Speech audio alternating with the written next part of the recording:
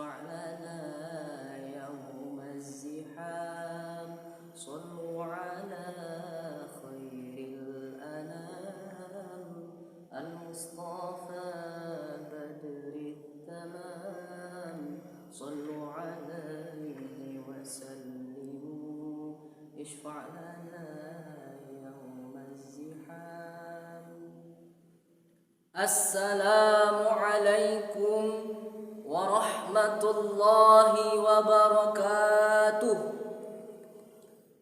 الحمد لله وكفى والصلاة والسلام على حبيب المصطفى وعلى آله أهل الصدق والوفاء.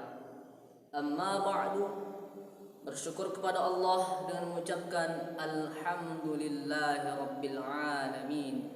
Bersalat kepada Rasul dengan ucapan Allahumma salli ala sayyidina Muhammad wa ala ali sayyidina Muhammad. Yang sama-sama kami hormati, kami muliakan Dewan Hakim yang arif, yang adil lagi bijaksana, dan yang sama-sama kami hormati panitia penyelenggara lomba da'iyah dalam rangka Gemapai 2022. Begitu juga yang sama-sama kami cintai dan kami sayangi para pendengar dimanapun berada, para pencinta dakwah, pencinta ilmu yang berbahagia. Hadirin ma'asyiral muslimin rahimakumullah. Sebagai manusia, kita dikenal sebagai makhluk sosial, yang mana makhluk sosial ini ialah hubungan antara individu dengan individu lainnya, yang tentu cakupan atau ruang lingkupnya lumayan besar dan sangat-sangat jauh cakupannya.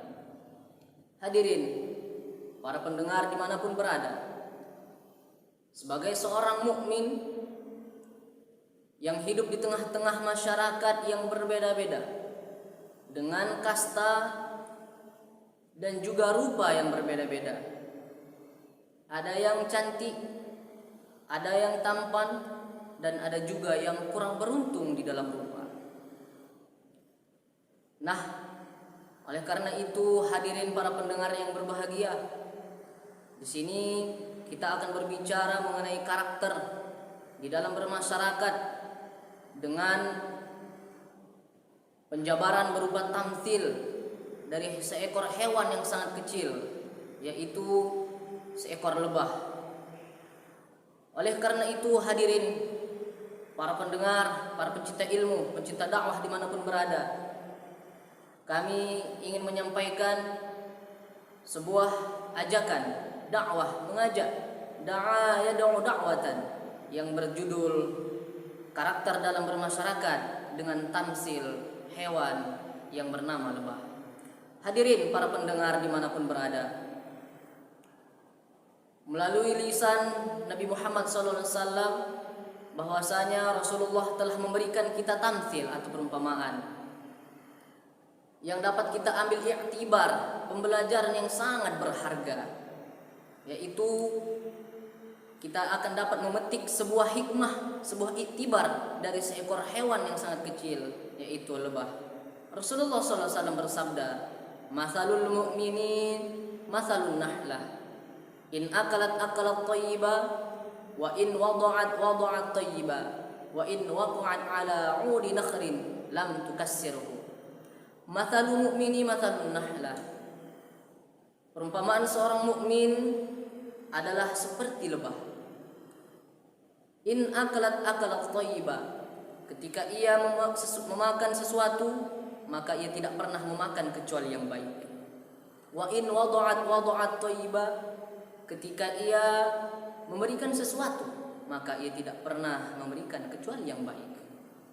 Wa in waqa'at ala 'udi nakhrin, dan ketika ia singgah di dahan, lam tukassirhu, ia tidak pernah merusak atau mengisiknya. Ma'asyiral muslimin rahimakumullah. Dari hadis ini banyak kita ambil hikmah, banyak kita ambil iktibar daripada hewan kecil yang bernama lebah itu. Mengapa Rasulullah memberikan tamtsil dengan seekor lebah yang dikatakan di awal hadis itu, mathalul mu'mini mathalun nahlah, perumpamaan seorang mukmin adalah seperti seekor lebah. Mengapa? Lantas itu menjadi pertanyaan di benak kita para hadirin sekalian. Mengapa seorang mukmin diibaratkan atau ditamtsilkan seperti seekor lebah? Apa hikmah di balik itu para hadirin sekalian? Maka hadis ini akan coba kita renungkan, akan coba kita tadabburi, akan coba kita dalami dan kita hayati masing-masing para hadirin sekalian. Yang pertama, hikmah atau iktibar yang kita ambil daripada lebah ini, in akalat akalat thayyibah. Ketika ia memakan sesuatu, ia tidak pernah memakan kecuali makanan yang baik. Hadirin para pendengar dimanapun Anda berada, tentu kita sama-sama mengetahui bahwasanya kita selaku orang yang beriman haruslah semestinya memilih dan memilah makanan-makanan yang akan kita konsumsi. Karena tidak selamanya yang bersisi itu ikan, wahai hadirin. Ada kalanya yang bersisi itu bisa jadi adalah ular atau bahkan buaya. Maka dari itu, dari poin pertama ini, iktibar yang pertama ini, kita dapat mengambil hikmah bahwasanya kita selaku orang mukmin, kita sebagai orang yang beriman, mestinya memilih dan memilah makanan yang akan kita konsumsi, yang nantinya akan menjadi serat yang akan mengalir di dalam darah kita. Para hadirin jamaah pencinta dakwah yang berbahagia, itu adalah hikmah yang pertama, bahwasanya lebah tidak pernah memakan kecuali makanan yang baik. Kita lihat bahwasanya lebah mengisap saripati bunga, itu adalah hal yang baik. Itu adalah sesuatu konsumsi yang baik untuk seekor lebah. Karena saripati bunga tentunya karena hasil perkawinan dari sari bunga. Maka dari itu kita harus mengambil hikmah pembelajaran bahwa kita selaku orang mukmin harus pandai-pandai memilah makanan yang halal, mana yang halal, mana yang haram, dan mana yang syubhat. Adapun poin kedua, para hadirin sekalian, wa in wada'at thayyibah. Dan ketika ia memberikan sesuatu, ia tidak pernah memberikan kecuali yang baik. Adapun hikmah daripada poin kedua ini, sebagaimana hadis Rasulullah menyatakan bahwasanya lebah itu tidak pernah memberikan yang baik, tidak pernah memberikan kecuali yang baik. Maaf, lebah tidak pernah memberikan atau menghasilkan kecuali hasil atau pemberian yang baik. Kita ketahui wahai hadirin sekalian, lebah setelah dia mengisap saripati bunga, dia menghasilkan yang disebut sebagai madu. Madu adalah sesuatu hal yang baik. Kita selalu konsumsi, bisa jadi untuk obat, bisa jadi untuk kita konsumsi setiap hari, dan rasanya dan manfaatnya juga sangat banyak para hadirin sekalian.